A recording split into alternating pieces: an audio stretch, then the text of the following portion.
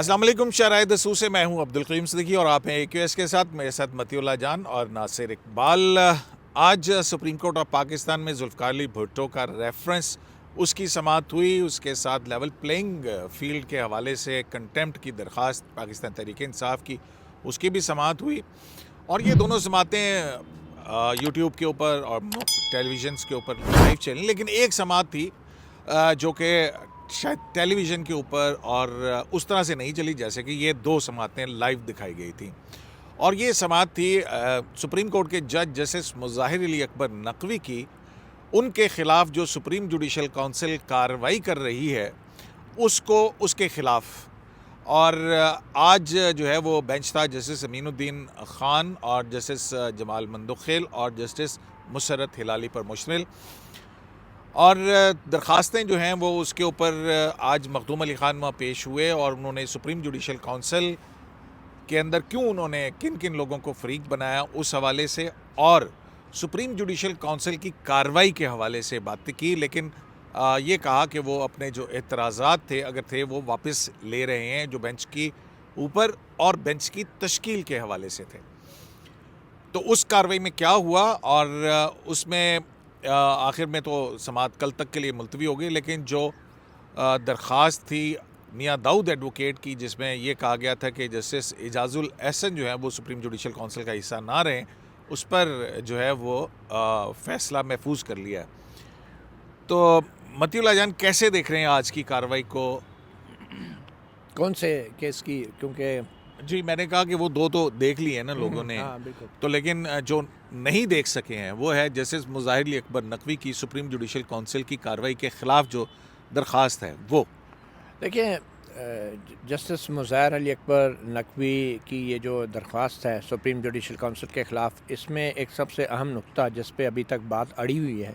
وہ یہ ہے کہ جو انفارمر ہیں سپریم جوڈیشل کونسل کے، یا جن کو آپ کمپلیننٹ بھی کہہ سکتے ہیں، پرائیویٹ کمپلیننٹ، شکایت کنندگان، کیا ان کو سپریم کورٹ کی ان پروسیڈنگز میں فریق بنایا جا سکتا ہے یا نہیں، یا ان کو سنا جا سکتا ہے یا نہیں؟ اور جیسے جمال خان مندوخیل، جیسے امین الدین خان، وہ بار بار یہی جاننا چاہ رہے تھے ایڈوکیٹ مخدوم علی خان سے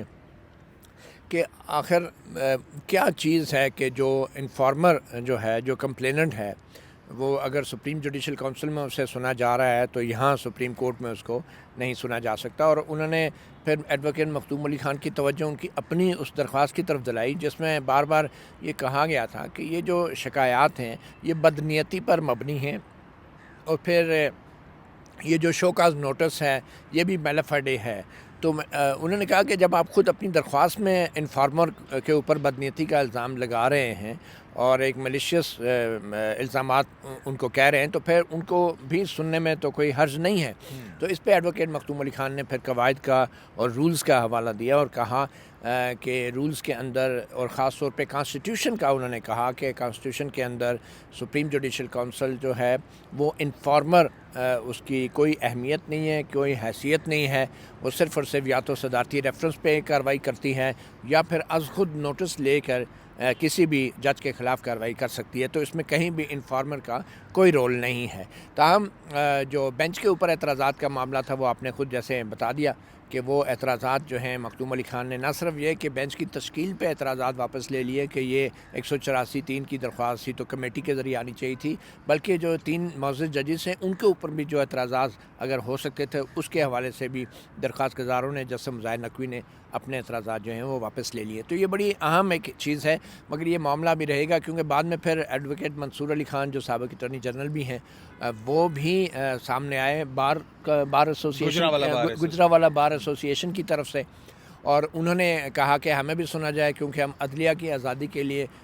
تو اچھی بات ہے، گجرانوالہ بار ایسوسیشن عدلیہ کی آزادی کے لیے کھڑی ہے، اور ملک میں بڑی اور بھی بڑے ڈسٹرکٹ ہیں 132 سے زیادہ، اور میرے خیال میں واحد گجرانوالہ بار ایسوسیشن ہے جو جسٹس مظاہر نقوی کے ساتھ کھڑی ہے۔ تو مظاہر نقوی صاحب کا تعلق کہاں سے ہے؟ اور جبکہ وہ بھی علاقہ آئی ڈونٹ نو، مجھے نہیں زیادہ میں کہوں گا، مگر یہ دلچسپ بات یہ ہے کہ اس میں پاکستان بار کونسل جسٹس مظاہر نقوی کے خلاف کمپلیننٹ ہے، اور اس میں انہوں نے سنگین الزامات لگائے ہوئے ہیں اور ایک ڈسٹرکٹ کی بار جو ہے وہ عدلیہ کی آزادی کے لیے جو ہے وہ سامنے آ گئی ہیں. تو یہ ابھی دیکھتے ہیں کہ کیا یہ انفارمر جو ہیں یا کمپلیننٹ میاں داؤد وہ اس سپریم کورٹ کی کارروائی میں فریق بنے گا یا نہیں, اور اگر وہ نہیں بنیں گے تو پھر یہ گجرانوالہ بار ایسوسی ایشن کیسے فریق بنے گی, یہ بھی اب ایک بڑا دلچسپ سوال ہے جس کا جواب آئندہ چند روز میں ہی آ سکے گا. ناصر صاحب, مخدوم علی خان صاحب کا جو آرگومنٹ تھا, جو کنکلوڈ کرتے ہوئے کہا انہوں نے, کیونکہ میاں داؤد جو ہے وہ کہتا کہ میرا رائٹ بنتا ہے 184(3) آرٹیکل 9 اور 10A کے تحت, لیکن مخدوم علی خان صاحب یہ کہہ رہے تھے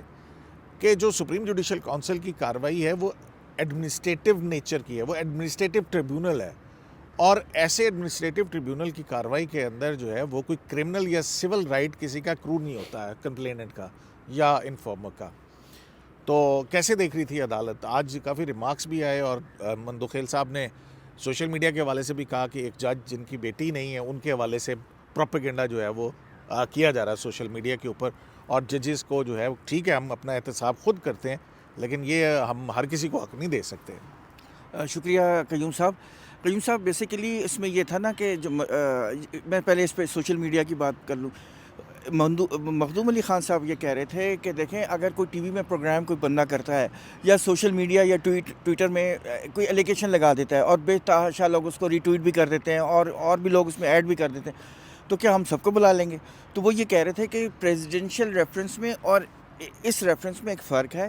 افتخار محمد چودھری صاحب کا جو ریفرنس تھا یا قاضی فاضل صاحب کا جو ریفرنس تھا وہ پریزیڈنٹ نے ریفرنس بھیجا تھا, تو وہ ایک کانسٹیٹیوشنل رائٹ اکرو ہو جاتا ہے. لیکن اس ریفرنس میں جو کمپلیننٹ نے رائٹ جو کمپلینٹ بھیجی ہے, یہ ایک انفارمر کا انہوں نے رول کیا اور اس کے بعد ان کا کام ختم ہو گیا. تو انہوں نے اپنی درخواست میں فیڈریشن کو بھی اور صدر کو بھی فریق بنایا ہے, تو اب صدر نے ریفرنس بھیجا نہیں ہے, فیڈریشن کا اس سے کوئی تعلق نہیں ہے بظاہر,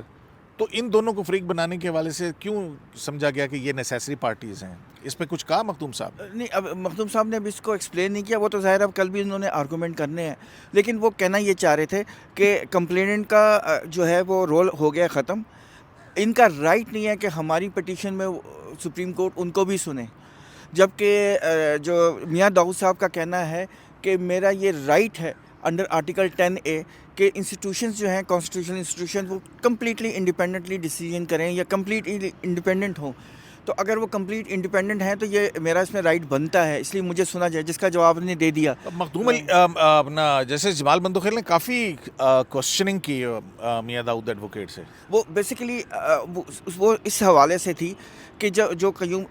مخدوم علی خان صاحب یہ کہہ رہے ہیں نا کہ یہ ان کا کام ختم ہو گیا انفارمر کا, تو وہ یہ کہہ رہے تھے کہ جب یہ اگر مطلب آپ کا رائٹ کیسے بنتا ہے. اسی طرح گجرانوالہ کو بھی انہوں نے یہ کہا تھا کہ آپ رولز کے اندر کہ ایس جے سی میں کال دی کمپلیننٹ, اور پھر دوسرا سپریم جوڈیشل کونسل کیڑا 62(1) اچھا چلیں جی 62(1)F کا فیصلہ جو ہے وہ سنانے لگی ہے کورٹ, تو ہم اس طرف بھاگ رہے ہیں. موبائل فون لے کے آئیے گا.